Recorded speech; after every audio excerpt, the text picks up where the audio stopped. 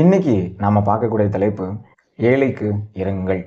வேதம் இவ்வாறாக சொல்லுது, பசியுள்ள இடத்தில் உன் ஆத்துமாவை சாய்த்து சிறுமைப்பட்ட ஆத்துமாவை திருப்தியாக்கினால் அப்பொழுது இருளில் உன் வெளிச்சம் உதித்து உன் அந்தகாரம் மத்தியானத்தை போலாகும். ஏசாயா 58:10. ஆமாங்க, ஒவ்வொரு நாளும் பசியினால ஆகாரம் இல்லாமல் தவிக்கின்ற பிள்ளைகள் அநேகர். ஒரு நேர உணவு கூட கிடைக்காம இருக்கவங்க நிறைய பேர் இருக்கிறாங்க. ஆனா நம்ம பசிக்கிறவர்களுக்கு போஜனம் கொடுக்க நாம என்ன செய்யணும்? முன் வரணும். ஒரு நிகழ்ச்சி சம்பவம், அகிலேஷ் குமார் என்கின்ற ஒரு மனுஷன் கேரள மாநிலத்தை சார்ந்தவர். அவர் துபாய் பட்டணத்துல வேலை பார்த்துட்டு விடுமுறைக்காக வீட்டுக்கு வந்த அந்த நேரத்துல சாப்பிடுவதற்காக ஹோட்டல் சப்ரினா என்ற ஒரு உணவகத்துக்கு போய் தனக்கான உணவை ஆர்டர் பண்ணிட்டு உட்கார்ந்துருக்காரு. அந்த ஆர்டர் பண்ணிக்கிட்டு இருக்க அந்த நேரத்துல வெளியில ஒரு 2 சிறுவர்கள் உணவு கிடைக்குமா அப்படிங்கிற ஒரு ஏக்கத்தோடு இருந்த அந்த சூழ்நிலையை அவர் பார்த்து அந்த 2 பேரையும் உள்ள கூப்பிட்டு தன் கூட உட்கார்ந்த டேபிள்ல உட்கார வச்சு அந்த டேபிள் தனக்கு எந்த உணவு ஆர்டர் செய்தாரோ அந்த உணவை அவர்களுக்கு கொடுத்தார்.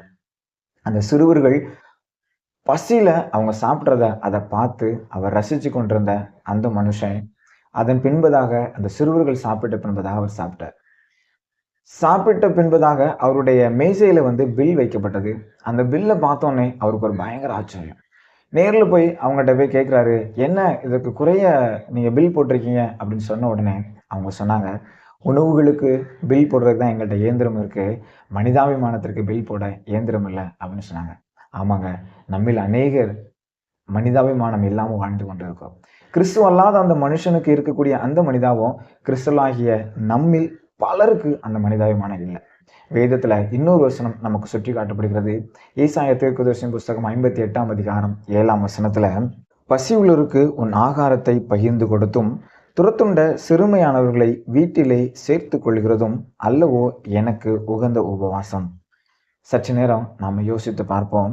ஒரு நேர உணவு ஒரு மனிதனுக்கு திருப்தியை தருமானால் அந்த உணவு தானத்தை திருப்திகரமாக செய்வோமா? கர்த்தர் உங்களை ஆசீர்வதிப்பாராக. ஆமென்.